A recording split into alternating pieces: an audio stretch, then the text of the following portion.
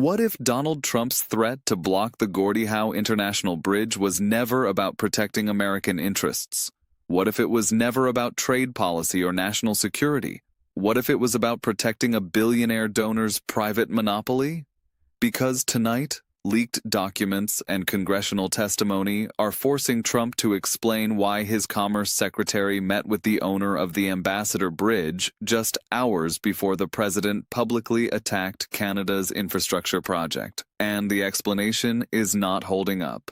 This is no longer about tariffs. This is about whether federal power was deployed to serve a private business interest. Welcome back to Canada Today. Today we are tracking a story that has shifted from trade rhetoric to potential corruption. Trump is now being forced to defend a meeting he never disclosed, a timeline he cannot explain, and a decision that directly benefited a political donor. The facts are documented. The timeline is public, and the pressure is building. Let's establish what is confirmed. Matthew Maroon owns the Ambassador Bridge. That bridge is a privately held asset that has operated as a functional monopoly over the busiest commercial land border crossing in North America for decades. The Gordie Howe Bridge threatens that monopoly. It introduces competition. It reduces private control. It improves efficiency. The Maroon family has openly opposed the Gordie Howe Bridge for years because it directly impacts their revenue. Matthew Maroon is also a documented Trump donor. His family retained a lobbying firm with direct ties to Trump's chief of staff, and according to reports confirmed by congressional investigators, Maroon or representatives connected to him met with Commerce Secretary Howard Lutnick shortly before Trump posted his threat to block the bridge. Not days before, not weeks before, hours before. That timeline is not circumstantial. That timeline is structural. When a private asset owner who stands to lose millions meets a senior administration official and federal authority is then used in a way that protects that owner's monopoly, the question becomes unavoidable. Was trade policy shaped by donor access? Trump's response has been defensive and contradictory. Initially, the White House dismissed reports of the meeting as speculation. Then officials described Trump's tariff and infrastructure agenda as nimble and nuanced, suggesting flexibility without admitting coordination. Then Trump himself posted on social media, calling the bridge issue a matter of American sovereignty and claiming Canada was attempting to undermine U.S. border authority. None of these explanations address the core allegation. None of them explain the meeting. None of them justified the timing. This is where the story becomes damaging, because the more Trump deflects, the more the timeline looks deliberate. The more he claims national interest, the more the donor connection stands out. The more he insists this was about policy, the more it looks personal. Congressional investigators are not speculating. They are requesting documentation.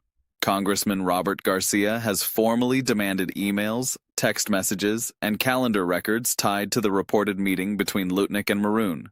Garcia's request is specific. It asks for communications from the days immediately preceding Trump's social media post. It asks for records showing whether the meeting influenced federal decision-making. It asks whether private financial interests shaped public infrastructure policy. This is not a partisan fishing expedition. This is institutional oversight, and it is being taken seriously because the facts support scrutiny. A billionaire who opposes a competing bridge meets a senior official. Hours later, the president threatens to block that bridge.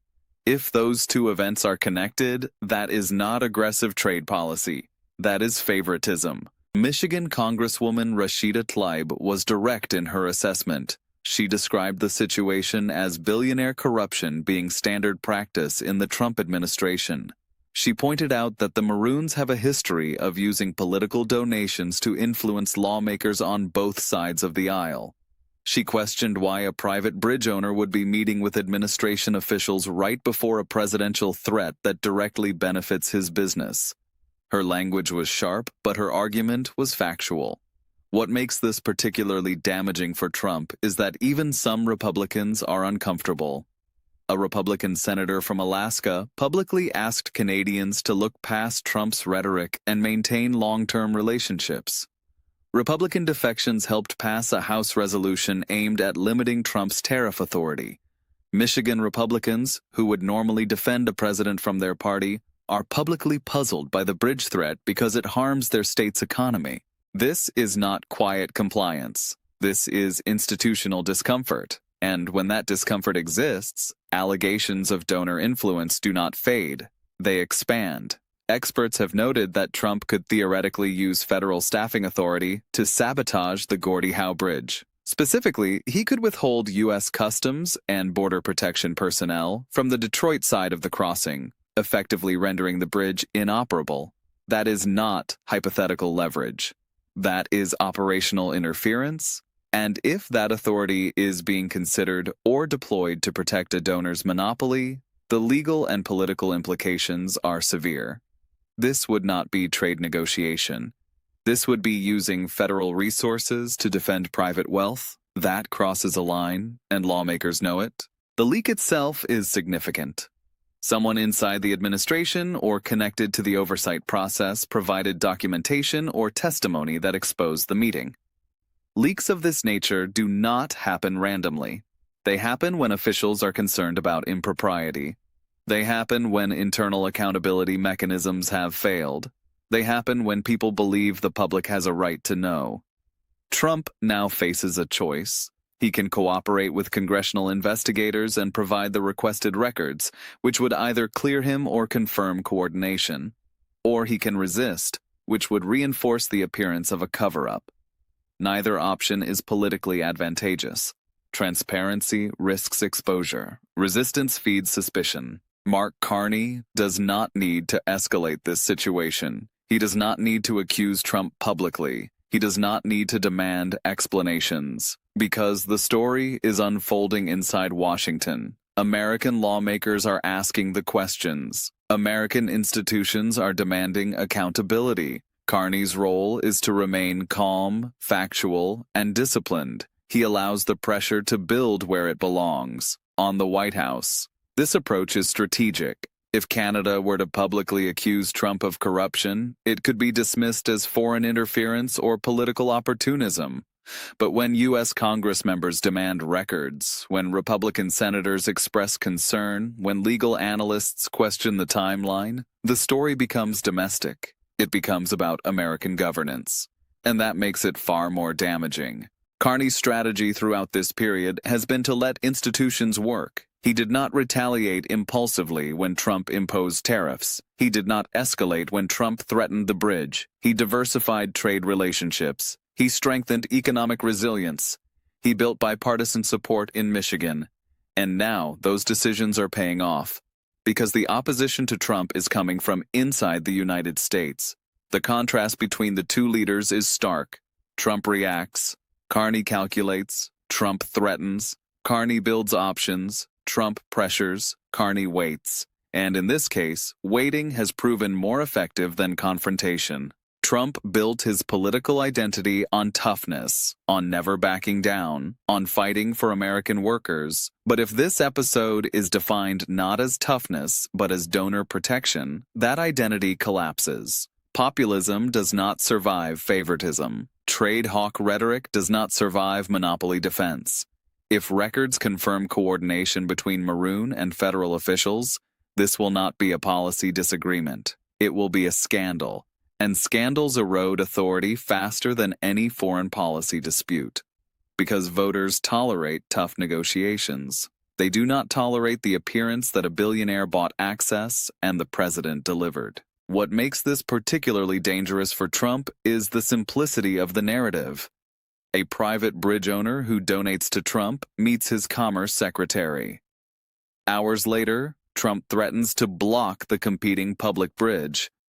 The timeline is clear. The financial interest is obvious. The political connection is documented. This is not complex. This is not ambiguous. This is direct. And when a story is that direct, denial becomes difficult.